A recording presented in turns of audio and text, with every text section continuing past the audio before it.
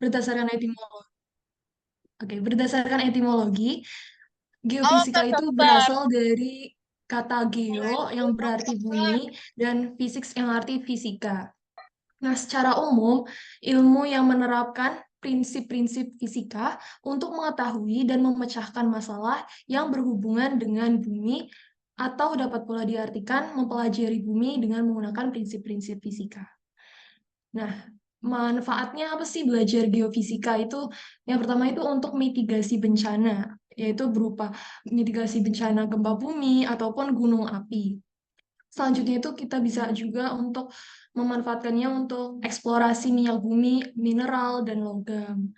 Terus juga untuk pembangunan infrastruktur, jalan, jembatan, dan bangunan. Nah, itu tuh memerlukan metode yang sesuai. Misalnya nih, kalau kita mau memanfaatkannya untuk eksplorasi minyak bumi, mineral, dan logam, itu tuh lebih efektif menggunakan metode magnetik dan elektrik dibandingkan menggunakan metode gravitasi gitu.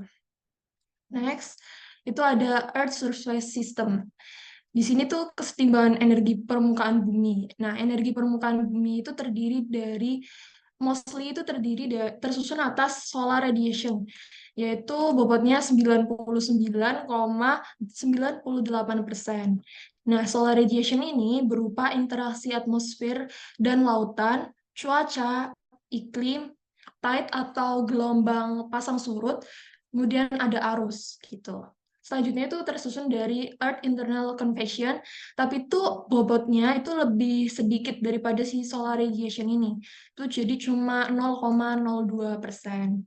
Itu berupa gempa bumi, volcano, pergerakan lempeng bumi. Nah, jadi itu volcano atau gunung meletus gitu. Jadi itu ada tenaga endogen yang keluar dari bumi gitu. Next, ada crust atau kerak. Jadi tuh bumi itu tersusun yang pertama dari lapisan yang paling luar itu ada crust, yaitu kerak yang terdiri dari oceanic crust dan continental crust. Oceanic crust itu kerak samudra dan continental crust itu kerak benua gitu. Jadi si kerak samudra ini massa jenisnya itu lebih besar, tetapi dia lebih tipis daripada si kerak benua. Jadi kalau si kerak samudra itu tebalnya itu cuma 10 km. Nah, kalau si kerak benua itu 20 sampai 90 kilometer gitu. Selanjutnya itu si oceanic crust itu tuh lapisannya itu penyusunnya itu relatif sama. Jadi tuh kayak homogen dia tuh kalau si oceanic crust. Tapi kalau si continental dia tuh heterogen karena lapisannya itu bervariasi gitu. Kemudian ada lapisan mantel. Nah, lapisan mantel itu ada bentar, upper mantel. Jadi upper mantel itu terdiri dari penyusunnya itu olivin. Di situ tuh kecepatan atau kerapatannya itu rendah, yaitu di kedalaman 60 sampai 220 kilometer. Nah, di bawahnya upper mantel itu ada zona transisi atau transition zone. Nah, dia tuh lapisan penyusunnya itu berupa perovskite dan di zona transisi ini tuh ada peningkatan velocity secara cepat, yaitu pada kedalaman 410 sampai 660 kilometer gitu. Terus selanjutnya di bawahnya itu ada lower mantle yang em, di lower mantle ini ada peningkatan velocity itu secara bertahap. Jadi itu tadi yang di transition zone itu tuh kan secara cepat nih. Nah, kalau di lower itu secara bertahap gitu. Nah, dia tuh di kedalaman 660 sampai 2898 kilometer gitu. Selanjutnya itu ada inti bumi atau core. Nah, di inti bumi ini itu bola-bola panas bumi gitu. Jadi lapisan terdalamnya bumi yang terbentuk dari material cair dan bertekanan tinggi. Nah, si inti bumi ini itu tersusun dari besi dan nikel atau singkatan itu Fe gitu. Nah, inti bumi itu ada dua lapisannya itu yang outer core sama inner core. Nah, outer core itu inti luar. Nah, inti luar itu bersifat liquid. Liquid itu berarti dari besi yang cair gitu. Nah, di outer core ini juga ini maksudnya ada no S waves. Itu maksudnya di outer core itu gelombang es itu tidak dapat menembus sampai ke outer core gitu. Selanjutnya ada inner core atau inti dalam. Di sini tuh tersusun dari besi dan nikel yang bersifat solid. Jadi outer itu sifatnya liquid, kalau inner core itu sifatnya padat atau solid gitu. Next, ada cakupan geofisika. Nah, geofisika itu cakupannya ada bumi padat, bumi cair, sama geofisika teknik. Nah, kalau bumi padat itu ada geomagnetik, gravitasi, seismologi, vulkanologi, fisika tektonik, geokosmologi. Nah, geomagnetik itu mempelajari tentang karakteristik medan magnet bumi. Nah, selanjutnya ada gravitasi itu mengukur medan gaya berat di permukaan bumi. Terus seismologi itu mempelajari tentang gempa bumi gitu. Kalau vulkanologi itu tentang gunung api. Kalau fisika tektonik itu tuh tentang proses tektonik gitu. Nah, kalau geokosmologi itu tentang asal-usul bumi. Selanjutnya, itu ada bumi cair. Bumi cair itu terdiri dari meteorologi yang mempelajari tentang masalah atmosfer, misalnya kayak suhu, udara, cuaca, angin, dan lain-lain.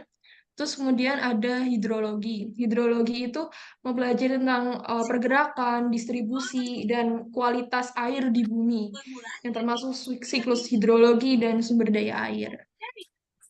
Selanjutnya itu ada oceanografi. Oceanografi itu eksplorasi mengenai samudra atau laut. Terus geohidrologi.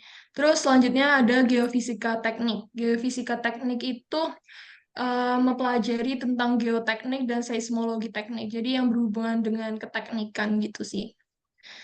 Oke, next ini bakal dilanjutin sama Angga. Bisa lanjut. Oke, aku izin lanjutin ya dari Anggi. Yang kita bahas kali ini yaitu adalah dinamika bumi padat. Itu intinya terhadap adanya gerakan lapisan kulit bumi. Lapisan kulit bumi, hal ini berkaitan sama dengan teori pembentukan bumi pada zaman dahulu. Nah, ada kayak unsur-unsur sama sifat-sifat dan fenomena-fenomena yang berkaitan dengan teori pembentukan bumi. Yang pertama itu ada teori kontraksi, yang kedua ada teori Laurasia Gondwana, teori apungan benua,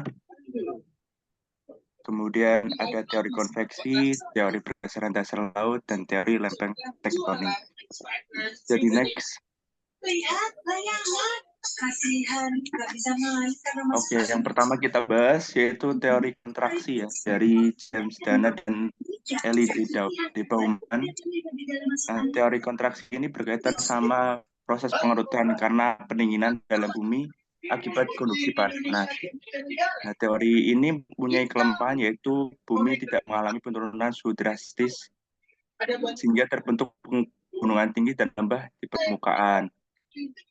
Yang kedua yaitu teori Laurasia dan Gondwana, yaitu teori ini dari Edward Seuss dan Frank B. Taylor. Yaitu ada dua benua di kutub bumi yang dinamakan yaitu Laurentania di utara dan Gondwana di selatan. Kelemahan dari teori ini yaitu penyebab pecahnya itu belum diketahui. Next.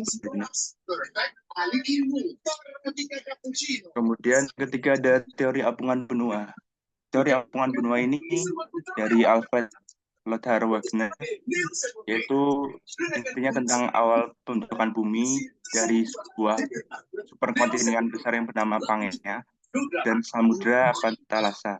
Ada kesamaan garis pantai, ditanya itu ada kesamaan garis pantai antara Amerika Selatan dan Afrika, serta kesamaan lapisan batuan fosil. Nah, dari kesamaan-kesamaan tersebut yang menjadi indikasi awal terjadi kayak dulu itu bumi itu menjadi superkontinen kontinental yang kemudian jadi terpecah belah gitu. Kelemahan dari teori ini yaitu kemungkinan massa benua yang besar dan beratnya bergeser di atas lautan yang keras. Jadi next. Kemudian yaitu teori konveksi. Nah, teori konveksi ini dari Harry Hess, yaitu terjadi aliran konveksi ke arah vertikal di dalam lapisan atmosfer yang agak kental. Kemudian perpindahan arus panasnya itu memberikan sebagian unsurnya menjadi magma yang membentuk kerak bumi baru, yaitu di dalam lapisan teknosfer ini terjadi gerakan konveksi yang mengakibatkan arusnya itu di magma yang bentuk kerak bumi baru. Jadi seperti itu. Jadi next. Oke, kemudian kita mau masuk ke teori lempeng tektonik. Lempeng tektonik ini yaitu teori yang berkaitan yaitu dengan pergerakan besar lapisan permukaan litosfer bumi secara alami. Nah, teori ini ditemukan oleh Alfred Wegener. Nah, dari hipotesis Alfred itu yaitu sekitar 200 miliar tahun lalu sebuah kontinen yang bernama Pangea terpecah menjadi bagian-bagian yang lebih kecil dan saling menjauh antara satu sama lain. Nah, pada waktu itu proses terbentukannya itu ternyata ada gerakan konveksi antar mantel pada lempeng benua. Nah, lempeng tektonik ini berkaitan erat sama teori apukan benua. Nah, gaya konveksi mantel ini merupakan gaya yang ditimbulkan karena adanya tekanan panas bumi. Selama berjuta-juta tahun, gaya konveksi mantel ini mengakibatkan timbulnya suatu celah dan memisahkan satu lempeng benua tersebut menjadi beberapa lempeng yang sampai sekarang itu ada, yaitu terkenalnya yaitu ada 7 lempeng utama penyusunan permukaan bumi, yaitu lempeng Afrika, lempeng Antartika, Indo-Australia, Eurasia, Amerika Utara, Amerika Selatan, dan lempeng Pasifik. Jadi next. Oke, kemudian mau membahas tentang pergeseran lempeng bumi. Dibagi menjadi 3, yaitu divergen, yaitu batas divergen atau disebut dengan pergeseran lempeng divergen, yaitu proses pembentukan lempeng baru, di mana batas divergen itu merupakan zona yang mengalami proses pergerakan lempeng yang saling menjauh antar satu sama lain. Nah, karena ada gerakan yang saling menjauh tersebut, ada bagian kosong di bagian tengahnya, hingga timbul mantel bumi pada lapisan litosfer. Nah, kemudian yang kedua ada konvergen, saling bertabrakan. Nah, pergeseran lempeng divergen ini yaitu berkaitan dengan suatu zona penghancuran atau pengkonsumsian. Ya, pada kondisi ini, suatu lempeng pada permukaan bumi akan saling mendekat satu sama lain, di mana lempeng tersebut akan menghujam dan menembus mantel sehingga lempeng tersebut mengalami peleburan dan penghancuran suhu tinggi sehingga timbulnya lempeng baru pada lapisan litosfer. Yang ketiga yaitu pergerakan atau pergeseran lempeng transform, yaitu saling bergerak dengan arah berlawanan. Nah, pada pergerakan atau batas transform ini karena adanya batas geser atau sekunderi. Hal ini karena tidak adanya batas transform yang tidak memiliki litosfer, sehingga lempeng tersebut akan cenderung bergerak secara lateral atau mendarat antara satu sama lainnya sehingga terbentuk lempeng yang baru. Bisa di next. Oke, pada gambar ini yaitu terjadi fenomena gerak lempeng tektonik di wilayah Indonesia. Bisa dilihat di layar, yaitu dengan rata-rata yaitu 2 cm per tahun. Bisa dilihat di sini.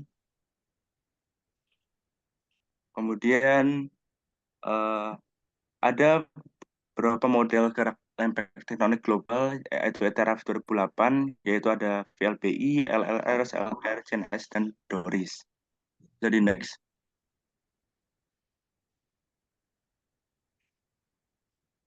Oke, yang terakhir, yaitu ini berkaitan dengan metode dan parameter yang diukur serta sifat fisika yang terlibat dari pengukuran di lempeng ini, Yaitu pertama ada seismik, waktu tiba gelombang seismik, pantul atau bias, amplitudo, dan frekuensi gelombang seismik. Kemudian ada sifat fisika yang terlibat yaitu densitas dan modulus elastisitas yang membentuk kecepatan rambat gelombang seismik. Densitas itu rapat massa bisa dibilang. Kemudian ada gravitasi, yaitu variasi harga kecepatan gravitasi bumi pada posisi yang berbeda, sifat-sifat fisika yang terlibat densitas. Kemudian magnetik, yaitu variasi harga intensitas medan magnetik pada posisi yang berbeda. Kemudian susceptibilitas atau remanen magnetik. Kemudian ada resistivitas, polaritas terreduksi, potensi diri, elektromagnetik, dan radar. Bisa kalian baca ya.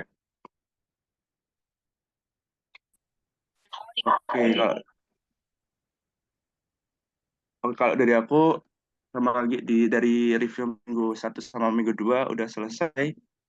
Bisa dilanjutkan di minggu ketiga, yaitu oleh Noval. Ntar aku mau izin nambahin, untuk yang ini, seingatku dulu waktu kuis atau UTS gitu ya, aku lupa, itu pernah keluar, jadi dihafalin aja, dipelajarin, barangkali nanti keluar juga gitu sih. Kalau aku tambahannya itu doang, mungkin bisa dilanjut ke minggu 3. Aku stop share screen dulu. Oke, next lanjut yang minggu 3. Silakan. Oke, sebelumnya cek dulu ya teman-teman, apakah suara aku udah kedengeran? Dengaran, Kak. Oke, langsung saja ya, kita masuk ke materi. Aku izin share screen dulu.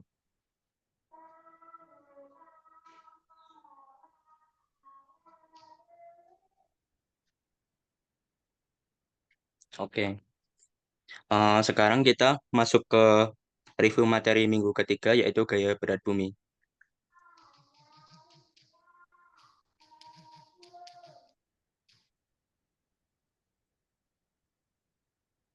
Nah, di gaya berat bumi ini nanti kita akan mereview yang pertama hukum Newton 1, 2, dan 3.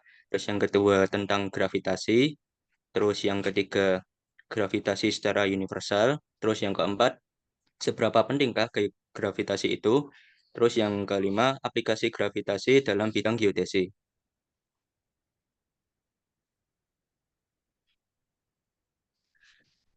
Yang pertama, hukum Newton 1, 2, dan 3. Ya, sebenarnya materi ini udah ada sejak SMP dulu. Ya, sekarang saya review bentar aja. Yang pertama, hukum Newton pertama. Suatu objek diam akan tetap diam kecuali jika dikenai gaya dan objek yang bergerak akan tetap bergerak dengan kecepatan dan arah yang konstan kecuali jika dikenai gaya. Nah, secara singkatnya, hukum Newton yang pertama ini, jika resultan gaya yang diberikan kepada benda, baik diam ataupun bergerak itu nol, maka eh, benda tersebut akan tetap pada kondisi pertama sebelum dia dikenai gaya tersebut. Misalnya benda diam. Nah, kalau benda diam itu resultan gayanya nol, maka benda tersebut akan tetap diam. Nah, juga kalau benda tersebut bergerak dengan kecepatan konstan, apabila resultan gaya yang diterima oleh benda tersebut itu nol, maka benda tersebut akan tetap bergerak dengan kecepatan konstan. Intinya, hukum Newton pertama ini, eh, resultan gaya yang dihasilkan adalah nol. Terus lanjut yang kedua, hukum Newton yang kedua. Itu percepatan suatu objek bergantung pada massa objek dan besar gaya yang diberikan. Percepatan berbanding lurus dengan gaya yang diberikan dan berbanding terbalik dengan massa objek. Rumusnya secara umum kurang lebih sigma F sama dengan M kali A. Terus yang ketiga, hukum Newton yang ketiga. Itu untuk setiap gaya aksi, terdapat gaya reaksi yang sama besar tetapi berlawanan arah. Secara umum dapat dituliskan F aksi sama dengan negatif F reaksi. Negatif tersebut karena arahnya berlawanan ya teman-teman. Terus lanjut,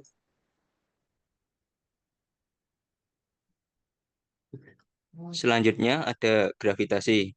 Nah, sebelum masuk ke gravitasi, terlebih dahulu dijelaskan terkait gravimetri.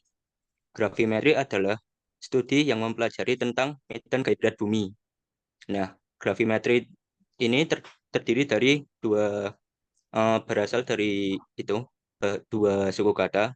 Yang pertama, grafis, dari bahasa Latin yang berarti heavy atau berat. Terus metris dari bahasa Yunani yang berarti itu measure atau mengukur. Tujuannya adalah untuk menentukan medan gaya berat bumi dan objek celestial lainnya berdasarkan fungsi jarak dan waktu dengan berdasarkan pengukuran gravitasi dan gradien gravitasi. Lalu selanjutnya, gravitasi adalah gaya yang beraksi di antara kedua massa. Dua faktor yang mempengaruhi gravitasi adalah massa dan jarak. Bisa dilihat di situ gaya gravitasi bekerja pada semua objek. Jika massa bertambah, maka gaya gravitasi juga akan bertambah. Jika massa berkurang, maka gaya gravitasi juga akan berkurang. Lalu selanjutnya,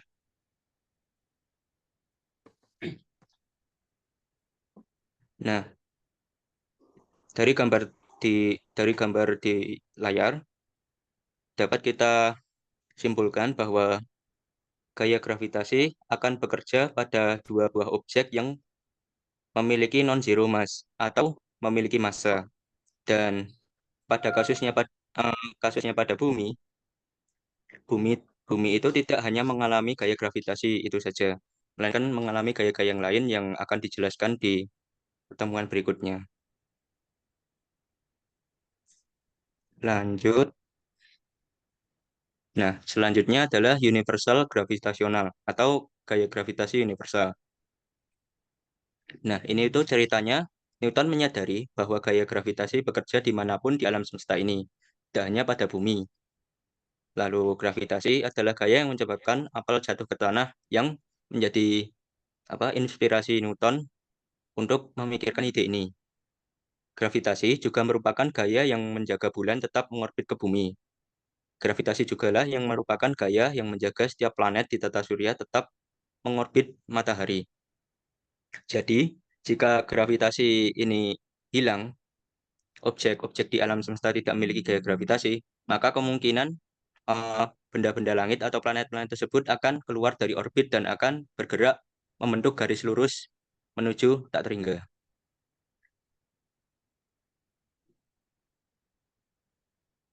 Nah, lalu hukum gravitasi universal. Apa yang Newton sadari sekarang dikenal dengan the law of universal gravitation. The law of universal gravitation ini menyatakan bahwa gaya gravitasi bekerja di antara semua objek di alam semesta. Artinya, setiap dua objek di alam semesta tanpa pengecualian saling tarik-menarik atau dalam bahasa lain saling berinteraksi. Nah, gaya gravitasi universal ini merupakan contoh makro dari hukum Newton yang ketiga.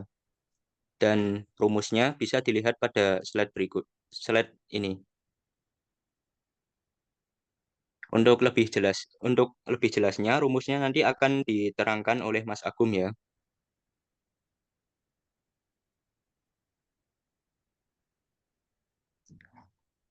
Nah, lalu untuk selanjutnya, seberapa pentingkah gravitasi itu? Nah, gaya gravitasi ini merupakan salah satu dari keempat gaya fundamental yang ada. Nah, gaya fundamental yang ada itu adalah salah satunya gravitasi itu sendiri, gaya nuklir kuat, gaya nuklir lemah, dan gaya elektromagnetik.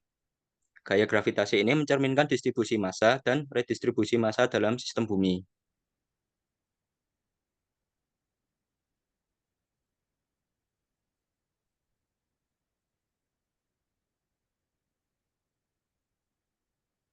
Nah, semua benda kosmik di alam semesta ini memiliki medan gravitasi, yang mana walaupun kecil, tetap ada, yang dimana skala dan ukurannya itu berbeda. Oleh karena itu, bumi juga memiliki medan gravitasi yang menarik semua objek hidup ataupun tak hidup yang ada di dalamnya. Dan karena gravitasi juga, objek-objek tersebut tetap berada di permukaan bumi dan tidak melayang-layang. Bahkan atmosfer bumi pun juga demikian. Nah, secara khusus, Jika tidak ada medan gravitasi di bumi, atmosfer mungkin akan hilang atau memudar di luar angkasa. Oleh karena itu, gravitasi menjadi penyebab kestabilan kehidupan di bumi, atau dalam kata lain, sangat penting di bumi. Bisa dilihat di gambar berikut. Ini merupakan ilustrasi aja ya teman-teman. Bagaimana kalau gravitasi itu hilang?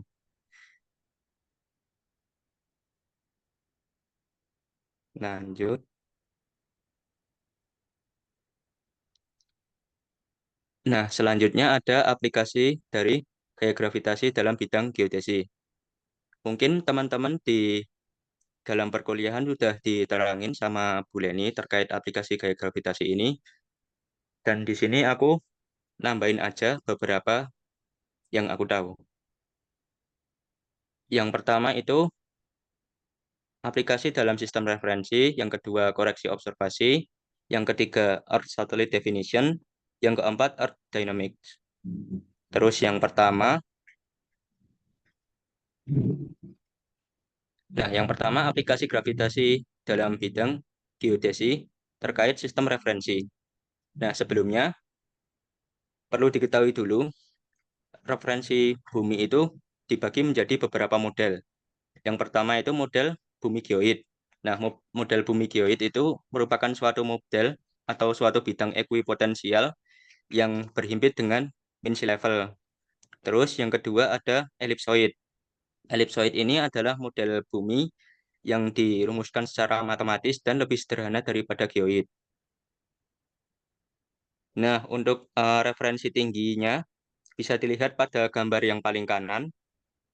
Untuk ketinggian geoid itu sendiri berhimpit pada mean sea level yang diwakili oleh garis putus-putus pink ini, berhimpit dengan mean sea level. Terus kalau ellipsoid itu di bawahnya.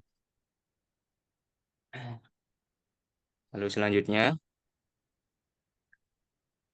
nah sekarang masuk ke aplikasi gravitasi dalam sistem referensi. Nah, yang pertama dengan disesuaikannya gravitasi lokal dengan beberapa metode tertentu untuk akurasi pengukuran dan pemetaan. Hal tersebut membantu untuk menentukan ketinggian elipsoid referensi terhadap permukaan bumi yang sebenarnya. Lalu, model bumi elipsoid menjadi acuan untuk sistem koordinat geodetik. Yang kedua, gravitasi lokal diperlukan untuk memastikan keakuratan dari UTC atau waktu universal terkoordinasi. Yang ketiga, data gravitasi juga digunakan dalam perhitungan koordinat untuk menentukan lokasi dengan akurasi tinggi. Aplikasi dari hal tersebut dapat dijumpai pada alat atau aplikasi untuk navigasi. Selanjutnya, gravitasi juga mempengaruhi pergerakan benda langit yang menyebabkan beberapa sistem koordinat bergantung pada konsep gravitasi. Terus yang terakhir, dalam penginderaan jauh, gravitasi digunakan dalam pemrosesan dan interpretasi data. Oke, selanjutnya aplikasi gravitasi dalam koreksi observasi. Nah, sebelumnya perlu diketahui dulu lingkup-lingkup yang kerja yang dilakukan oleh geodesi. Nah, di sini ada gambar fotogrametri,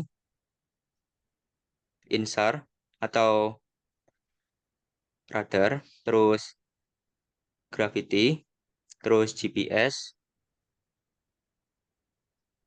dan borehole strain meter.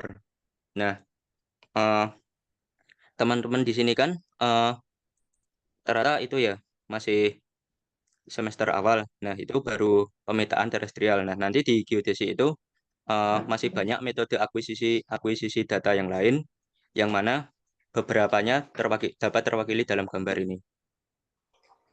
Oke, lanjut ke aplikasi gravitasi dalam koreksi observasinya.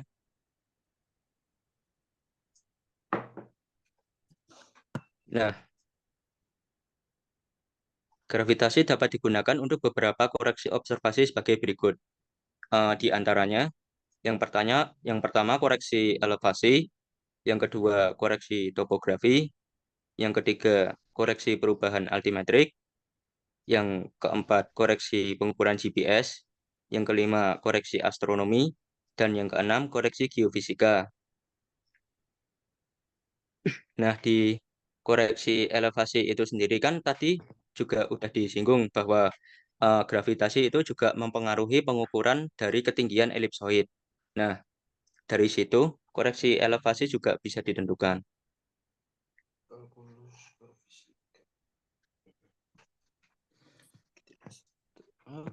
Terus yang selanjutnya, aplikasi gravitasi pada Earth Satellite Definition. Gravitasi memiliki peranan penting dalam menjaga orbit satelit-satelit, baik satelit alami maupun satelit buatan bumi. Beberapa aplikasinya sebagai berikut. Yang pertama, mempertahankan dan stabilisasi orbit. Nah, dari penjelasan sebelumnya, jika suatu gaya gravitasi akan hilang, maka orbit eh, benda-benda langit atau benda langit buatan itu akan terganggu. Misalnya yang semulanya bergerak mengorbit mengelilingi suatu planet, itu nanti akan bergerak lurus menuju tak terhingga. Terus yang kedua, pemantauan terestrial menggunakan satelit. Nah, seperti yang telah disinggung sebelumnya juga, metode akuisisi data dalam geodesi ini sangat beragam. Salah satunya menggunakan satelit.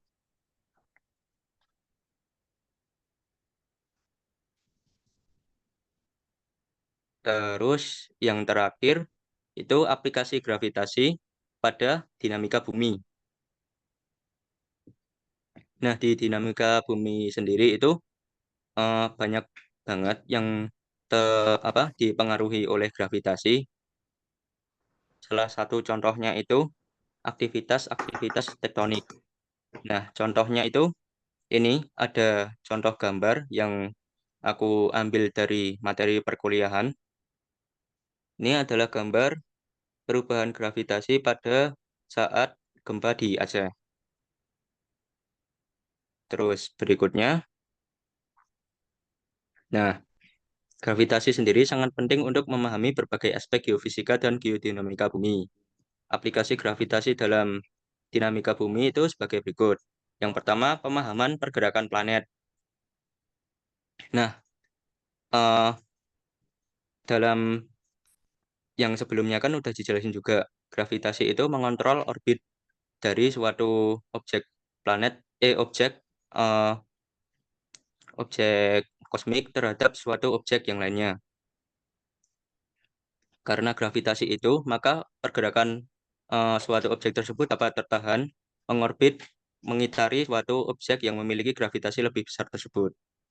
Nah, seperti yang sudah dijelaskan sebelumnya, kalau misalnya gravitasi itu hilang, maka objek tersebut akan bergerak lurus terus tak terhingga.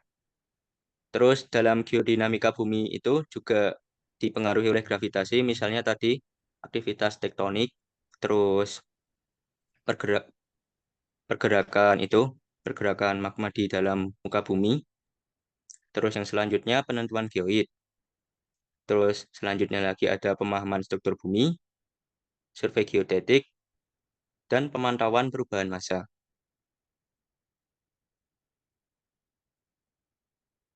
Ada, mungkin dari aku itu dulu. Ini ada beberapa kata-kata dari kami ya, emang agak nggak jelas, tapi ya semoga bermanfaat.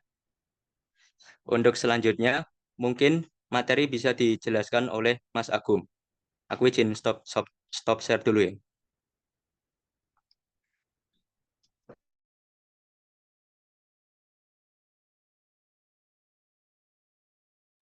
Oke, halo, halo, halo. Suaraku apakah kedengeran? Kedengeran, Kak. Oke, izin share screen dulu ya.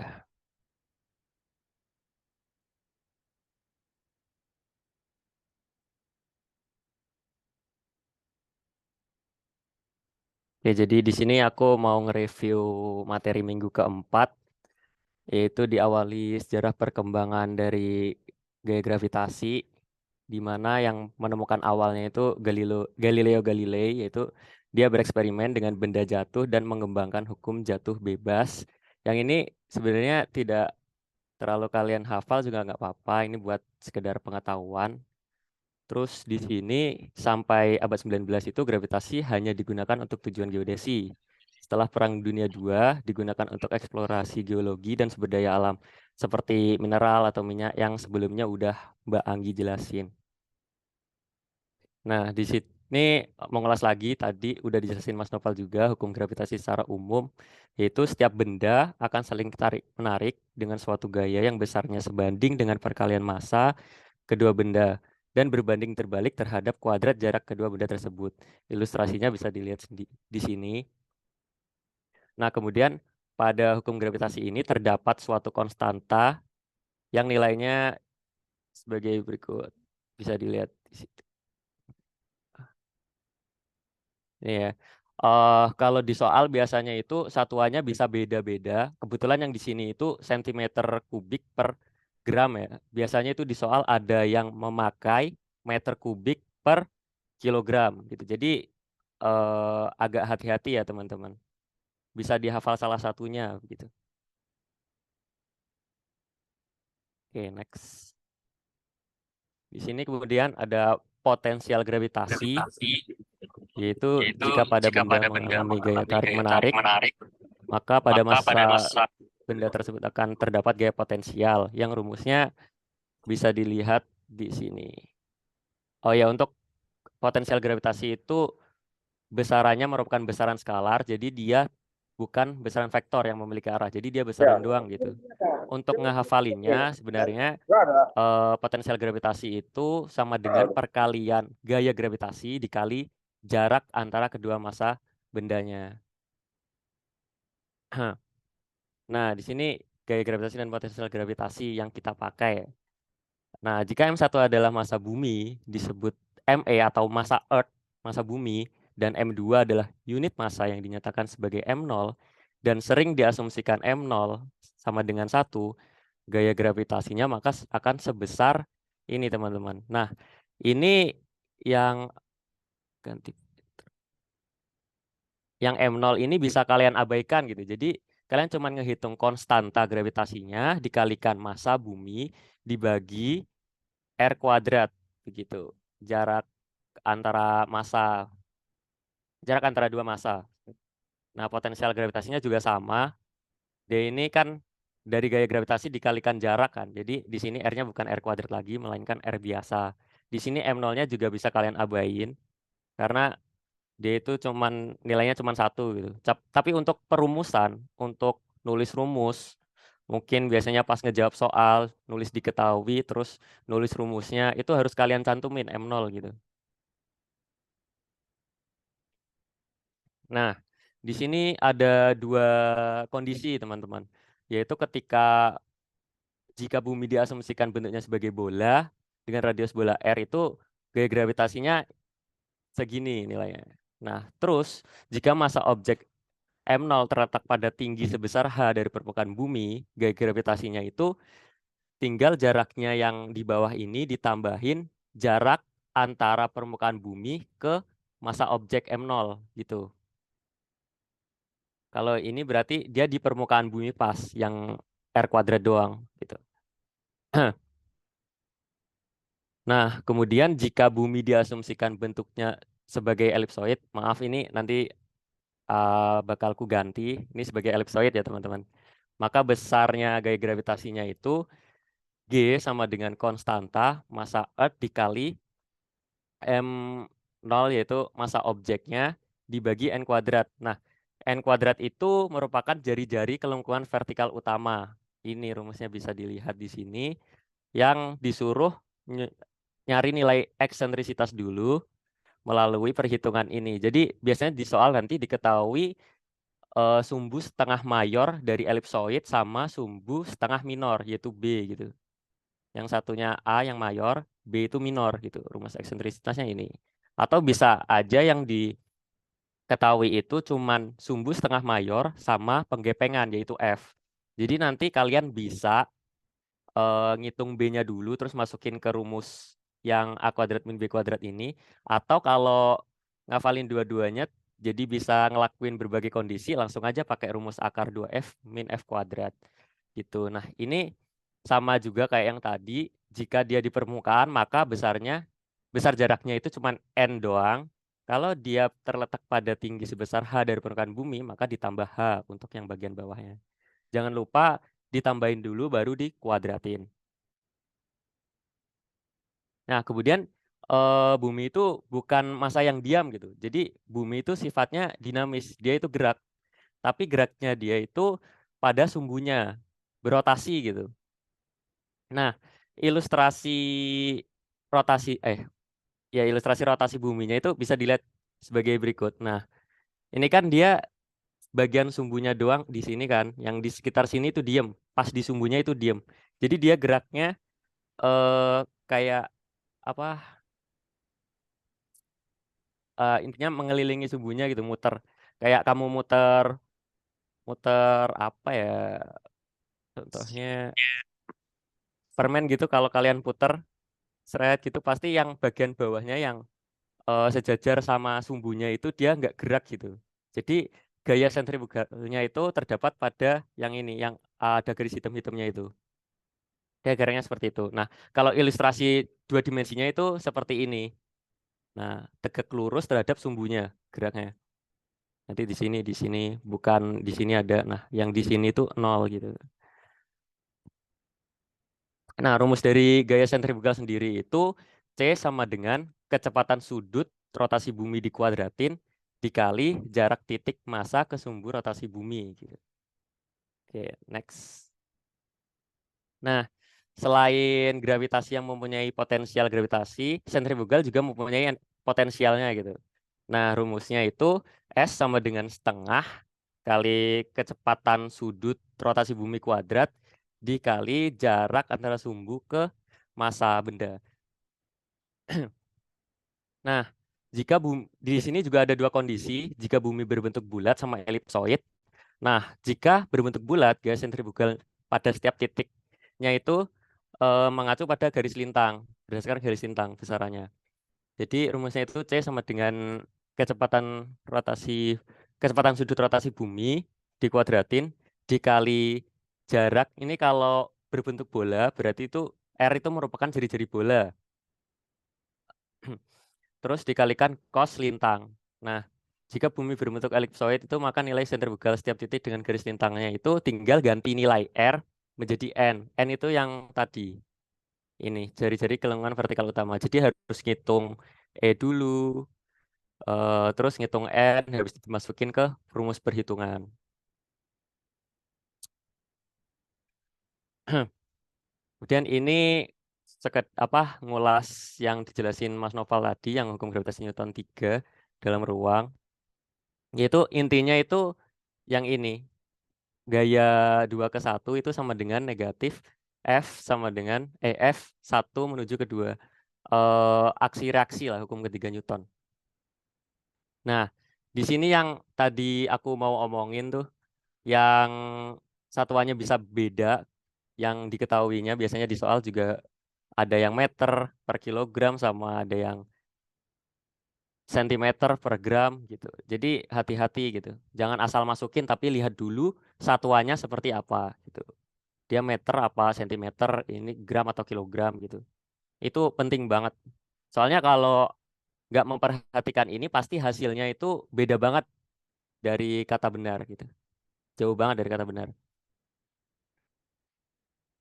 Oke, yang di sini tuh komponen medan gravitasi dari titik P dalam sistem koordinat. Nah, jadi jika udah diketahuin nilai gaya gravitasinya, itu tinggal masukin ke rumus ini.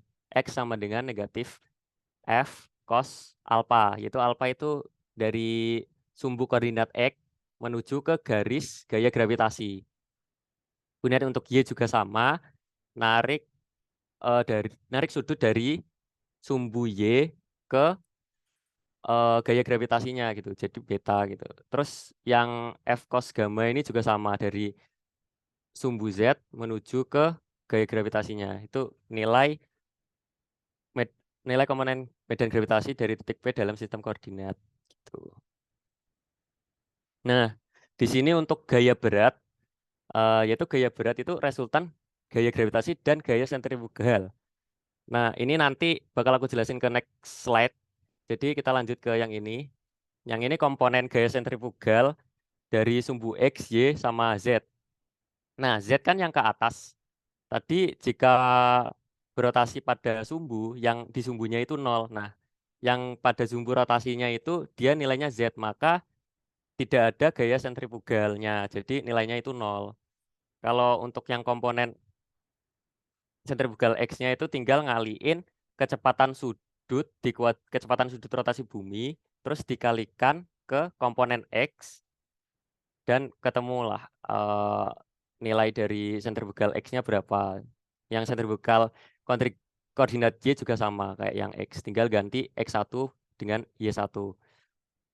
Yang ini tidak perlu kalian hafalin, tenang aja. Sekedar pengetahuan buat kalian saja. Nah, ini yang perhitungan gaya berat yang akan mau saya jelasin. Kan gaya berat sama dengan resultan gaya gravitasi dengan gaya sentrifugal. Nah, itu G ini sebenarnya formatnya vektor ya, teman-teman. Ini vektor, vektor. Jadi tidak bisa kalian langsung asal tambahin. Itu nanti nilainya salah. Jadi harus melakukan perhitungan dengan rumus ini gitu. Gaya berat sama dengan akar gaya gravitasi dikuadratin plus sentrifugal dikuadratin plus 2 kali gaya gravitasi kali gaya sentrifugal cos 180 min lintang. Bentar, mau ganti pen. Nah, nilai ini nggak kelihatan. Nah, nilai 180 itu dari sini ya. Ini kan dipanjangin. Ini nilainya 180 terus dikurangin. Bentar, nggak kelihatan. Kayak annotate aja lah. Nah, di sini ini lintangnya. Maka 180 dikurangi lintang gitu untuk penjumlahan vektornya atau resultan dari gaya beratnya.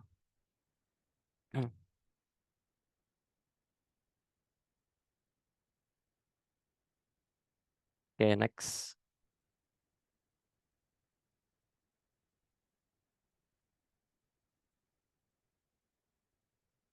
Nah, di sini untuk potensial gravitasinya itu vektor gaya gravitasi dari titik P dalam sistem koordinat X, Y, Z dan koordinat massa atraksi adalah vektor gradien dari fungsi skalar potensial gravitasi. Nah, jadi itu sebenarnya komponen X, Y, Z dari potensial gravitasi itu turunan pertama potensial gravitasi terhadap koordinat X sama terhadap koordinat Y sama terhadap koordinat Z gitu. Nah, beda dengan potensial gaya berat. Potensial gaya berat ini tinggal kalian tambahin karena dia itu besaran skalar bukan besaran vektor. Jadi tidak menggunakan rumus yang ada akar-akarnya yang seperti tadi itu. Nah, di sini tuh menurut hukum fisika, mekanika dinamika, bila pada titik massa bekerja gaya yaitu gaya berat, maka akan timbul percepatan akibat adanya gaya berat tersebut, yaitu percepatan sama dengan gaya per massa. Sehingga percepatan gaya berat itu A sama dengan gaya gravitasi per massa objek. Nah, bila massa objek sama dengan 1 unit massa, maka A sama dengan G. Jadi besar percepatan gaya berat itu sama dengan besar gaya berat tetapi satuannya berbeda. Jadi nilainya itu benar-benar sama. Cuman beda satuan saja. Di sini percepatan gaya berat G selanjutnya hanya disebut gaya berat adalah suatu vektor. Sebagai vektor selain mempunyai besar, magnitud, juga mempunyai arah. Nah, arah vektor gaya berat sering disebut plumb line atau garis unting-unting. Ini garis unting-unting ini perlu diingat, arah vektor gaya berat sering disebut garis unting-unting. Ini kalau nggak salah kemarin pernah ditanyain di UTS. Nah, besar gaya berat mempunyai satuan percepatan yaitu panjang per waktu kuadrat, yaitu cm per second kuadrat. Ini cm per s kuadrat ya, tapi ini kan ditulis dalam notasi huruf. Dan 1 cm per second kuadrat disebut 1 gal. Nah, pemberian nama satuan gal itu sebagai penghargaan kepada ahli fisika Galileo Galilei, yaitu seorang ahli fisika yang pertama kali mengukur besarnya percepatan gaya berat dengan metode benda jatuh bebas. Jadi nanti setelah kalian ngitung, nanti ketemunya cm per second. Kalau pakai konstanta gravitasi yang cm, Terus nanti kalian harus ngerubahnya ke satuan gal. Gitu. Nah, untuk pengukuran gaya berat itu di muka bumi bisa dilakukan dengan alat ukur yaitu yang bernama gravimeter. Nah, di sini nilai gaya berat di ekuator berkisar 978 gal dan di kutub berkisar 983 gal. Kenapa di kutub bisa lebih besar daripada yang di ekuator? Karena di kutub itu tidak dipengaruhi oleh gaya sentrifugal. Kalau di ekuator dia itu dipengaruhi oleh gaya sentrifugal yang paling tinggi di bumi gitu. Jadi sentrifugal tertinggi itu berada di ekuator gitu, yang menyebabkan gaya berat di ekuator itu lebih kecil daripada di kutub karena dikurangi gitu. Dikurangi karena adanya efek gaya sentrifugal. Nah, 1 kilogal itu bisa disingkat menjadi 1 kgl sama dengan 10 pangkat 3 gal. 1 miligal atau disingkat 1 mgal sama dengan 10 pangkat min 3 gal. Nah, yang kalian hafalin itu yang tadi ini, terus setelah ngerubah dari centimeter per second, itu kalian biasanya disuruh ngubah ke satuan miligal. Gitu. Nah, 1 miligalnya itu 10 pangkat min 3 gal. Jadi, 1 gal itu sama dengan 1000 miligal. Oke, next. Nah, gaya berat bumi dalam kenyataannya di suatu titik bumi itu sebenarnya tidak hanya dipengaruhi oleh resultan gaya gravitasi dan gaya sentrifugal, melainkan ada pengaruh gaya-gaya lain seperti gaya tarik bulan dan matahari dan benda-benda angkasa lainnya. Tetapi pengaruh gaya tersebut itu relatif kecil, jadi tidak diperhitungkan gitu, karena nggak terlalu ngefek lah, istilahnya gitu. Nah, bumi kita itu secara global berbentuk elipsoid dengan permukaan yang tidak beraturan. Ada lembah, ada bukit, itu disebut sebagai topografi. Nah, distribusi rapat masanya itu tidak seragam. Terus terletak pada ruang sistem tata surya yang di sekelilingnya banyak benda-benda angkasa yang lain. Terus berada pada dimensi waktu. Yang bagian ini bisa kalian baca-baca sendiri karena sudah lengkap juga. Terus asumsi dalam mendefinisikan gaya berat bumi itu yang seperti tadi mengabaikan gaya-gaya tarik yang disebabkan benda-benda dari angkasa luar. Selain bulan dan matahari, gaya berat di suatu titik tidak dipengaruhi waktu.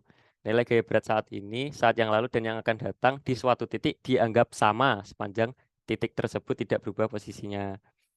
Terus gaya berat itu tidak terpengaruh oleh temperatur atau energi yang disebabkan oleh radiasi atau tekanan. Terus ini yang harus diperhatikan, ini lumayan penting. Gaya berat berubah besarnya dan arahnya secara kontinu, perlahan-lahan dalam ruang. Terus gaya berat merupakan derivatif pertama potensial atau turunan pertama dari potensial gaya berat. Nah, hal yang mempengaruhi terhadap nilai gaya berat itu adanya rotasi bumi, terus tidak homogennya rapat massa bumi, terus posisi koordinat. Soalnya kalau di kutub sama di ekuator kan berbeda. Nah, itu posisi terhadap posisi. Bentuk bumi yang secara global adalah elipsoid, terus topografi, adanya bulan dan matahari. Nah, gaya berat itu bisa kalian lihat yang biru ini, teman-teman. Nah, yang merah itu gaya gravitasi. Yang ke arah kanan itu gaya sentrifugal. Nah, yang biru ini gaya berat yang merupakan resultan dari gaya gravitasi dan gaya sentrifugal. Nah, di sini kontribusi dari gaya tarik bulan dan matahari terhadap nilai gaya berat hanya sekitar 0,3 miligal. Terus coba kalian bandingkan dengan nilai gaya berat rata-rata di bumi yang nilainya sekitar 980.000 mgal. Jadi nggak terlalu berpengaruh. Terus secara keseluruhan kontribusi gaya gravitasi dan gaya sentrifugal adalah sekitar 99,4%. Yang mana 0,37% itu dari pengaruh gaya sentrifugal atau sekitar 3,6 gal. Itu pun merupakan nilai yang terbesar yang terdapat di ekuator. Kalau mendekati kutub, bumi nilai gaya sentrifugalnya semakin kecil. Apalagi kalau pas tepat di rotasi bumi, suhu rotasi bumi, maka sentrifugalnya itu benar-benar nol. Terus secara umum dan secara praktis sering dianggap bahwa gaya gravitasi adalah sama dengan gaya berat. Secara teoritis itu kurang tepat ya, karena adanya rotasi bumi, rapat massa yang tidak homogen di ekuator dan di kutub, jari-jari di kutub yang lebih pendek dibanding di ekuator, menyebabkan nilai gaya berat di ekuator lebih kecil sekitar 5,2 gal dibanding nilai gaya berat di kutub. Nah, jadi tidak sama ya, berbeda. Kecuali mungkin pada gaya berat di kutub itu bisa aja gaya berat sama dengan gaya gravitasi jika berada di lintang 90. Kemudian ada bidang gaya berat bumi. Di sekeliling bumi kita itu merupakan medan potensial gaya berat, yaitu ruang yang memuat potensial gaya berat. Potensial gaya berat di suatu titik dengan titik yang lain mungkin sama dan mungkin juga berbeda. Suatu bidang yang memuat titik-titik yang memiliki nilai potensial gaya berat V, X, Y, Z sama dengan V konstan atau sama disebut bidang ekuipotensial atau bidang NIVO atau bidang geopotensial. Kenyataannya bidang ekuipotensial gaya berat melingkupi bumi dalam bentuk perlapisan. Distribusi massa tidak homogen mengakibatkan variasi nilai gaya berat yang menyebabkan variasi potensi gaya berat. Karena ini yang ada lembah, ada bukit, jadi nilai gaya beratnya itu berbeda ya. Terus oleh sebab itu bidang NIVO atau bidang ekuipotensial tidak saling sejajar dan tidak saling berpotongan karena saling melingkupi. Nah, di sini tuh agak mengulang yang tadi, lebih tepatnya menjelaskan secara detail bidang NIVO. Nah, bidang NIVO itu tidak pernah berpotongan satu sama lain. Terus merupakan bidang yang kontinu, bukan diskrit. Jari-jari kelongan permukaan bidang NIVO berubah secara smooth dari satu titik ke titik yang lain berdekatan. Merupakan bidang yang konveks di mana-mana. Nah, ini perlu diingat kalau arah gaya berat itu tegak lurus bidang NIVO. Nah, salah satu bidang NIVO yang berimpit dengan permukaan air laut rata-rata yang tidak terganggu itu didefinisikan sebagai geoid, yang udah dijelasin sama Mas Noval tadi, bidang geoid itu seperti apa.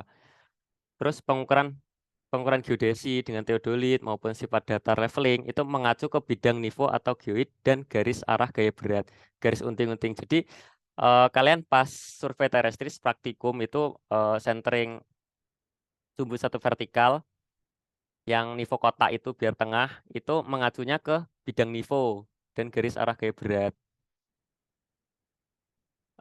Perlu diingat itu garis NIVO, bidang NIVO itu melingkupi bumi gitu. Jadi kayak melapisi bumi gitu. Tapi nggak ngefek ke apapun ya, cuman kayak suatu bidang gitu. Nah, mungkin dari itu saja. Terus kemudian bisa dijelasin untuk pengerjaan tugasnya oleh Mbak Anggi. Aku izin stop screen dulu ya.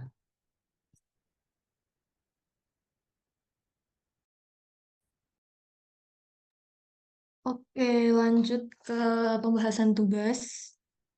Di sini share screen.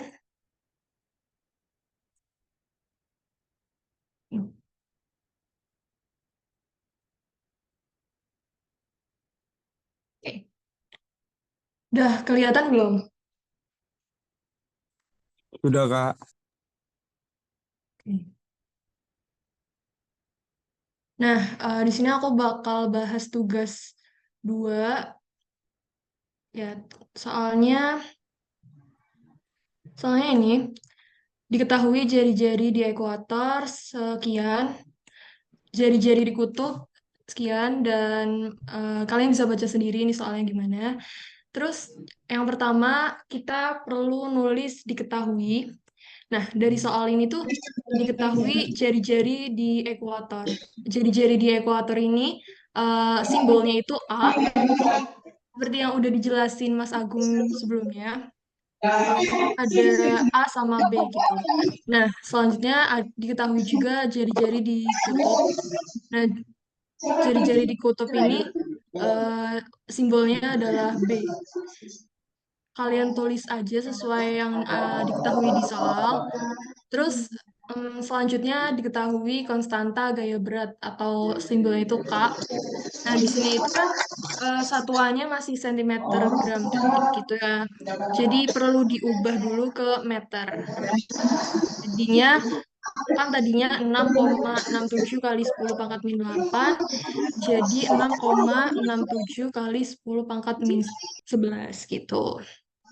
Nah, selanjutnya diketahui massa bumi. Massa bumi itu simbolnya ME. ME itu besarnya 5,9742 kali 10 pangkat 24 kilogram. Terus diketahui juga kecepatan sudut angular atau simbolnya itu omega. Itu besarnya 7,29212 kali 10 pangkat min 5 radian per detik.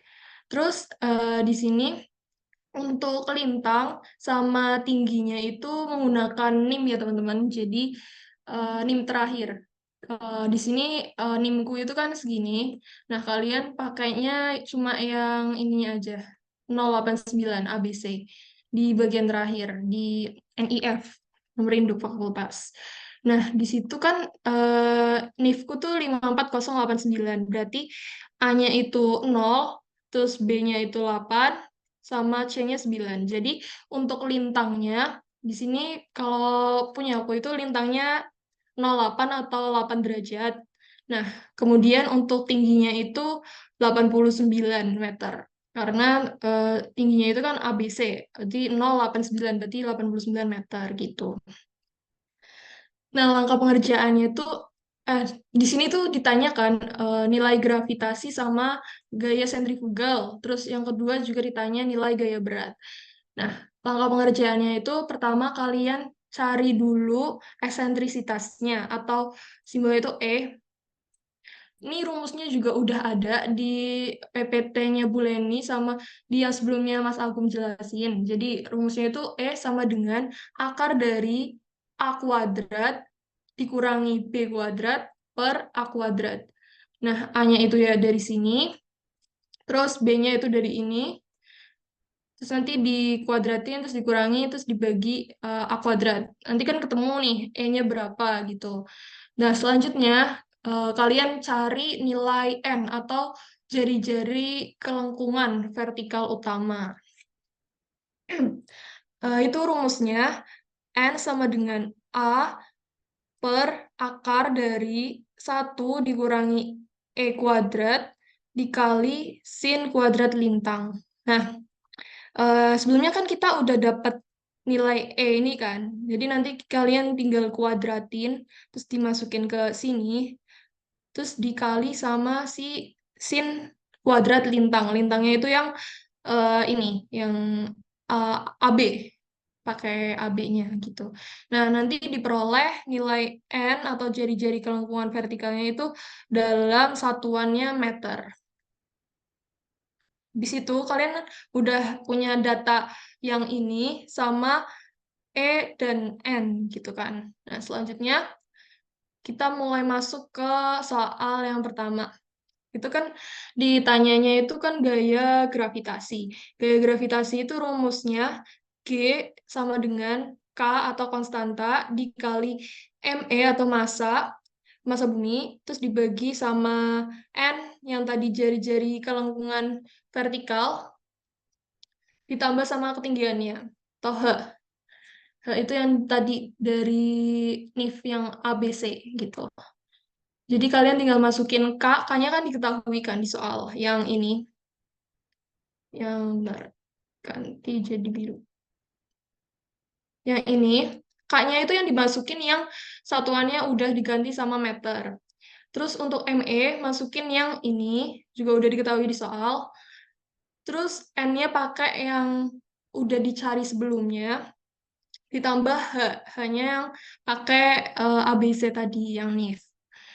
Nanti diperoleh besarnya si gaya gravitasi itu dalam bentuk dalam satuan meter per sekon kuadrat. Nah, meter per sekon kuadrat ini itu perlu diubah ke gal sama miligal. Nanti di akhir ada notes-nya. Aku lanjutin dulu ke gaya sentrifugal, nilai gaya sentrifugal. Nah, nilai gaya sentrifugal itu rumusnya C sama dengan omega kuadrat dikali N ditambah H dikali cos lintang.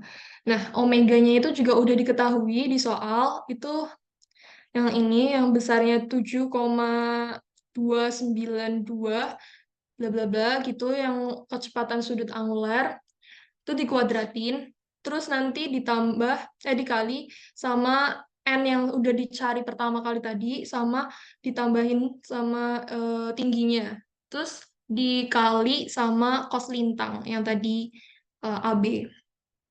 Terus nanti kan setelah dioperasiin kan ketemu nilai gaya sentrifugal dalam bentuk meter per sekon kuadrat. Terus perlu diubah juga ke gal sama miligal gitu. Next, untuk pertanyaan yang kedua, itu ditanya nilai gaya berat. Nah, gaya berat itu resultan gaya gravitasi dengan gaya sentrifugal. Itu udah dijelasin juga sama Mas Agung sebelumnya. Ini dalam bentuk vektor ya. Ini vektor, vektor, vektor, vektor, vektor. Jadi nggak bisa langsung ditambahin dari G yang ini sama C yang ini tuh nggak bisa langsung, hasilnya tuh hasil yang ini hasil G yang ini ditambah sama hasil C yang ini itu nggak bisa karena dalam bentuk vektor. Jadi rumusnya itu G kecil atau gaya berat sama dengan akar dari G kuadrat ditambah C kuadrat plus 2 GC kali cos 180 min lintang gitu. Nah, G-nya ini, yang ini, tuh kan udah dicari sebelumnya nih dari yang ini. Dari nilai gaya gravitasi, tinggal kalian kuadratin aja. Terus C juga udah dicari di soal sebelumnya, tinggal dikuadratin aja. Terus ditambah 2 dikali G kali C dikali cos 180 dikurangi sama lintang yang pertama kali tadi ditulis diketahui. Nah, jadi di kesimpulannya tuh ketemu nih nilai gaya beratnya. Itu dalam satuan meter per sekon kuadrat. Terus perlu diubah juga ke gal sama miligal. Tuh. Nah, cara ngubahnya, pertama kan kita ketemunya itu kan dalam satuan meter per sekon kuadrat nih, diubah ke gal sama m gal. Nah, 1 meter per sekon kuadrat itu sama dengan 100 gal. Nah, 1 gal itu sama dengan 1000 m gal gitu. Aku mau ngingetin sekali lagi, jangan lupa nulis satuan sama kesimpulannya. Karena kalau UTS itu perlu banget satuannya. Kalau nggak ada satuan bisa ngurangin poinnya juga. Gitu sih kalau dari aku untuk tugas 2 ini. Mungkin ada yang mau ditanyain atau kakak tutor yang lain mau nambahin mungkin. Mungkin aku mau nambahin Gi. Gimana? Bentar izin share screen bentar sih. Wait. Aku stop share dulu. Oke. Dah.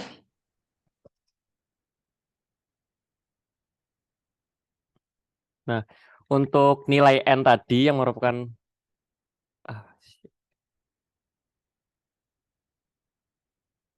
Nah, untuk N yang tadi jari-jari kelengkapan vertikal utama itu begini, teman-teman. Nah, yang garis biru ini ya. Jadi bukan dari pusat bumi. Beda dengan bola yang kalau bola itu dia dari pusat bumi nilai tingginya. Dia itu dari aduh, ininya susah banget. Oke. Nah, dia itu di sini itu ada bidang yang bersinggungan sama permukaannya. Terus dia itu tegak lurus. Tegak lurus ke sini. Nah, nanti bisa aja kalau titiknya di sini, dia itu eh, jatuhnya di sini. Jadi tidak selalu di sini, tidak selalu di tengah. Gitu aja sih teman-teman. Buat sekedar pengetahuan aja untuk nilai N. Gitu.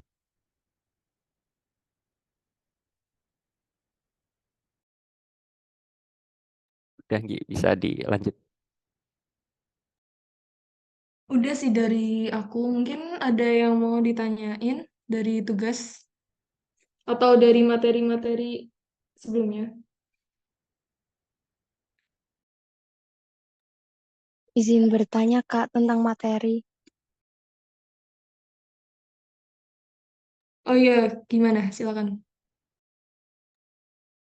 Jadi aku mau tanya tentang isostasi. Isostasi itu kan keadaan di mana keseimbangan gravitasi antara kerak bumi sama mantel bumi. Nah, berarti maksudnya itu besar gravitasi di kerak bumi sama mantel bumi itu kan nggak sama. Kalau misalkan besar gravitasi di salah satu kerak atau mantel bumi itu nggak sama, itu nanti bisa diseimbangin nggak ya, Kak?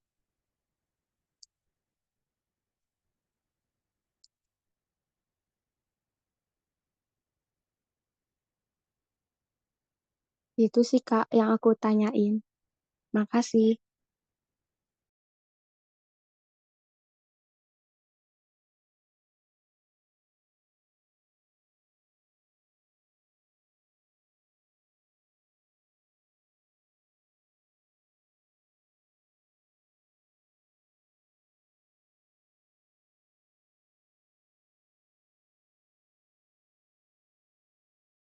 Itu tadi pertanyaannya antara di mantel sama di kerak bumi itu gaya gravitasinya beda. Terus apakah bisa disamakan gitu ya atau gimana ya? Iya, benar, Kak.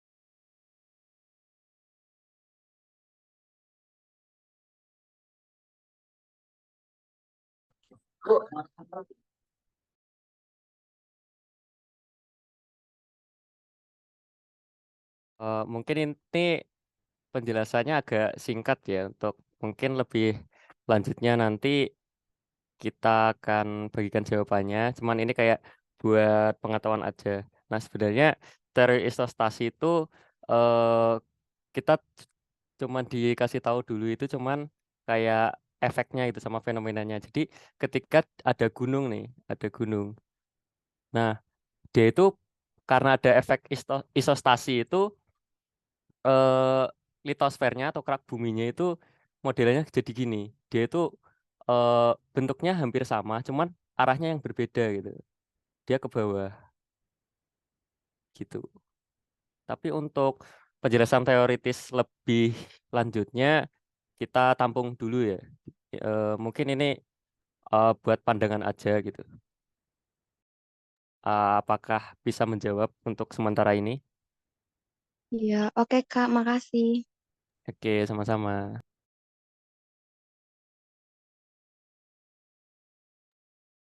Oke, aku izin jawab pertanyaan yang ada di DM. Nah, izin bertanya, Kak, untuk nilai dari lintang AB itu dapat dari NIF kita. Lintang AB ini penjumlahan dari A dan B atau nilai dari B itu sendiri, gitu. Nah, jadi nilai AB itu, bentar aku share screen aja.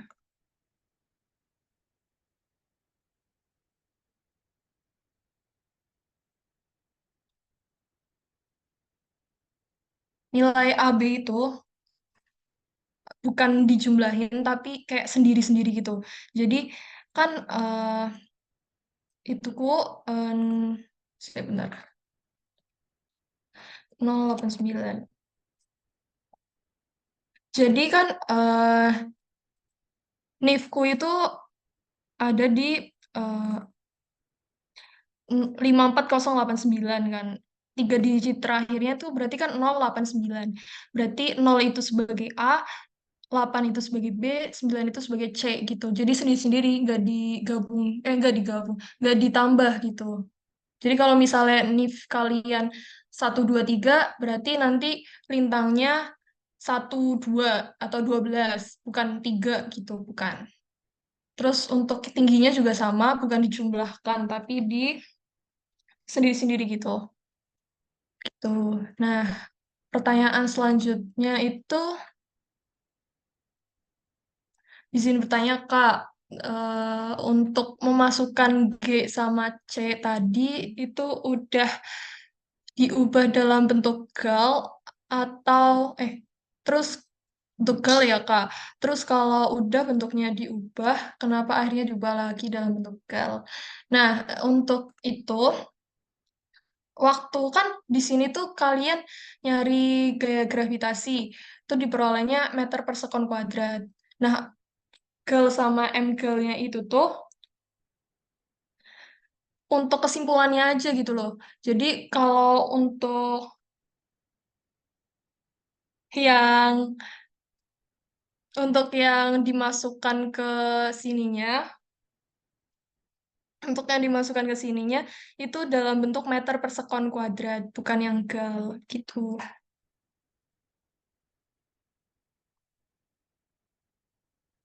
Ada yang mau nambahin mungkin?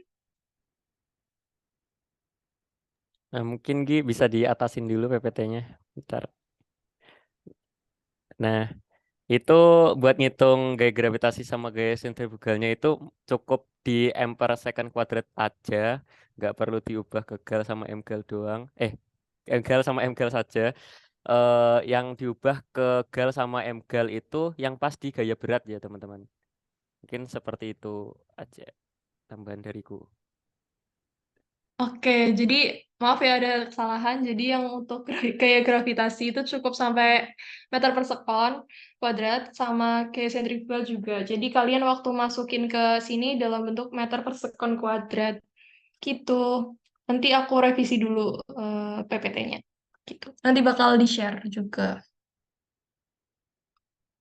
Ada pertanyaan atau tambahan lagi mungkin? Saya Kak Alfonsius ingin bertanya Kak. Ya. Saya masih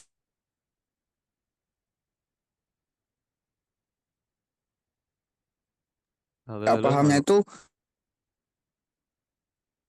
hanya itu saja Kak. Sorry, Eh, suaranya putus-putus. Pertanyaannya bisa diulangin atau enggak ditulis teks chat aja. Soalnya tadi putus-putus, nggak terdengar.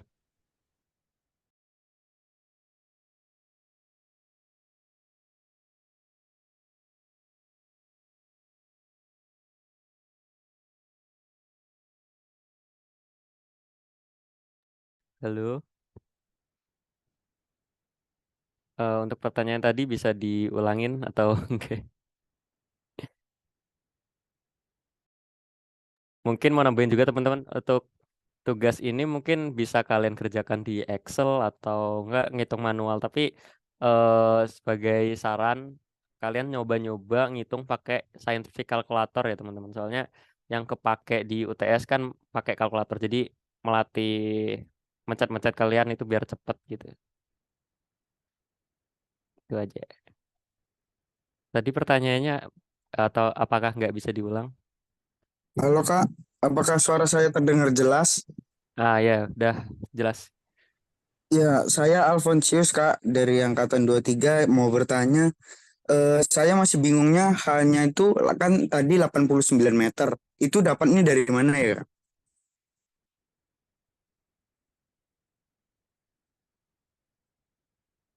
Ya, itu saja Kak.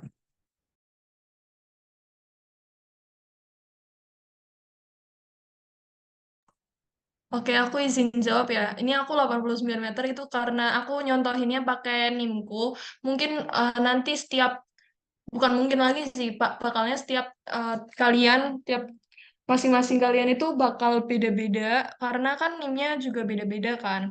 Nah, di sini aku nyontohinnya pakai NIMku. Nah, di sini tuh NIMku tuh kan 22493 643 TK 54089. Di sini tuh yang diminta NIM tiga digit terakhir NIM mahasiswa itu adalah ABC. Nah, tiga digit terakhir dari NIMku itu kan 089. Jadi, 0 itu sebagai A, 8 itu sebagai B, 9 itu sebagai C. Nah, di sini di soal kan titik P itu terletak di lintang AB. AB itu kan tadi 0,08 kan. AB itu kan 0,8 ini. 0,8 itu kan bisa ditulis 8 derajat. Itu untuk lintangnya. Nah, tadi kan pertanyaannya itu untuk tinggi ya. Kenapa bisa 89? Karena NIM 3 digit terakhir NIMku itu kan 089. Berarti kan tadi di soal untuk tinggi ABC. Nah, ABC berarti 089. Nah, 089 itu bisa ditulis kan 89 aja nih. Gitu. Jadi bakal beda-beda untuk setiap anaknya. Setiap mahasiswa itu bakal beda karena NIM-nya beda-beda gitu. Pokoknya kalian tinggal lihat 3 digit terakhir itu sebagai A, B, C. Bukan di jumlah ya, tapi sendiri-sendiri gitu. Kalau 3 digit terakhir kalian itu 643, berarti nanti tingginya itu 643 meter. Kalau lintangnya itu 64 derajat gitu. Apakah menjawab? Jelas Kak, sudah mengerti. Terima kasih Kak. Oke. Ada lagi mungkin pertanyaan? Silahkan Femas mengajukan pertanyaan.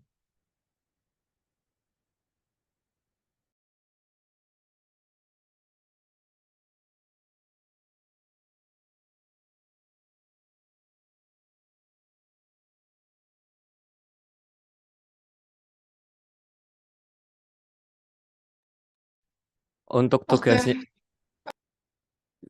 siapa gini? silakan, silakan, silakan. Oke, oke. Jadi untuk tugasnya itu bisa dicek di PPT minggu keempat. Nah, terus untuk deadline-nya itu bisa kalian cek di Elok ya.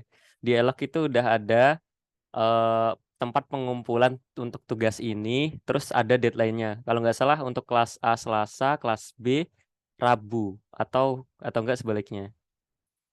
Eh, Benar-benar. Untuk kelas A, Selasa jam 23.59, kelas B itu Rabu jam 23.59 juga.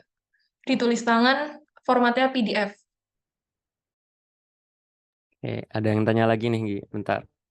Izin bertanya, Kak, untuk nilai N plus H itu bedanya yang pas di titik 0 derajat dan di bawahnya itu gimana?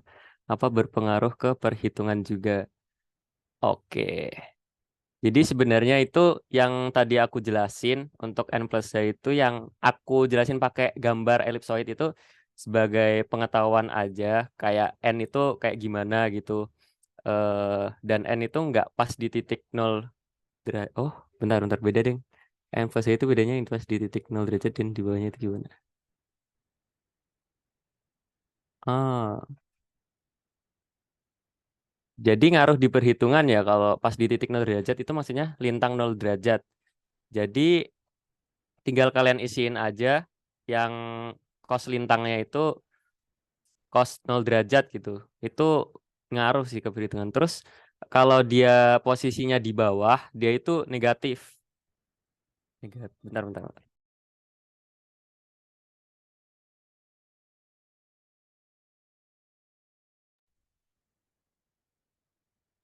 Kalau dia posisi lintangnya ada di bawah, kan biasanya itu yang dicontohin kan lintang utara ya teman-teman. Kalau dia di bawah berarti lintang selatan. Nah itu nggak apa-apa, tinggal masukin aja itu nilainya nggak memperdulikan entah dia di utara, entah dia di selatan, itu nilainya sama ya. Jadi misal di lintang selatan ya nggak apa-apa, tinggal masukin aja ke rumus perhitungannya gitu. Jadi misal dia di 15 derajat lintang utara sama 15 derajat di lintang selatan, itu nanti hasilnya sama. Semoga bisa menjawab.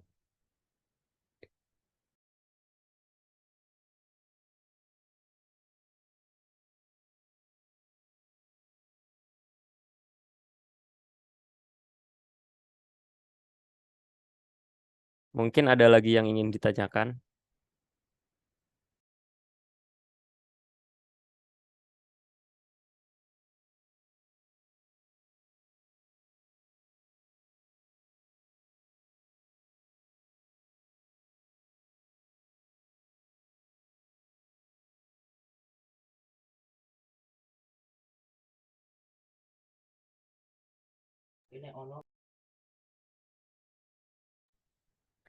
Untuk video recordnya nanti nyusul ya teman-teman, sama file materi nanti kita akan share.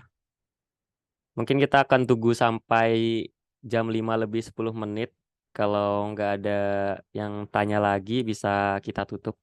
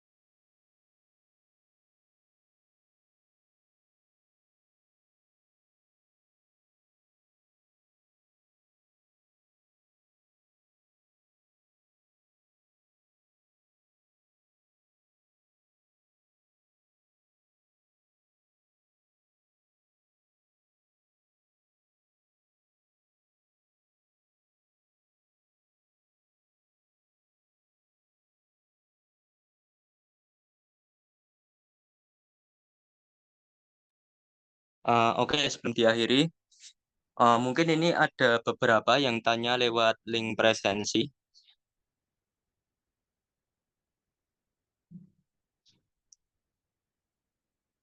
Oke, izin bertanya Kak, tadi sempat menyinggung bahwasannya sempat terjadi perubahan medan gravitasi bumi saat terjadi gempa bumi di Aceh. Apakah perubahan tersebut berdampak besar untuk kedepannya Kak? Terus apakah perubahan medan gravitasi tersebut masih terjadi hingga saat ini?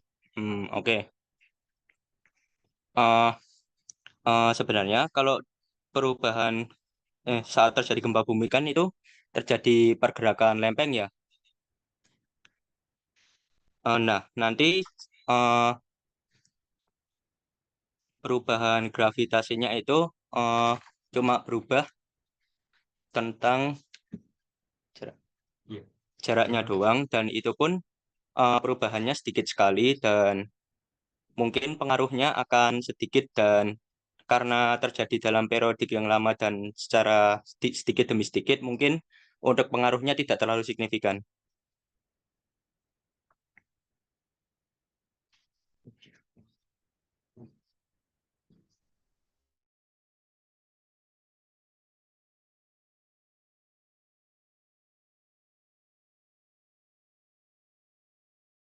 Oke, menambahi lagi.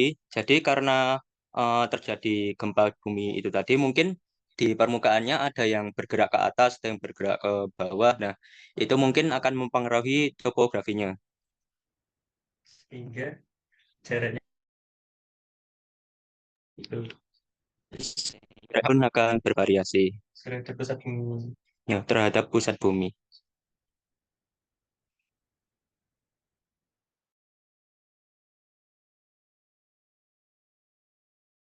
Eh, Mungkin itu untuk pertanyaannya. Semoga bisa menjawab.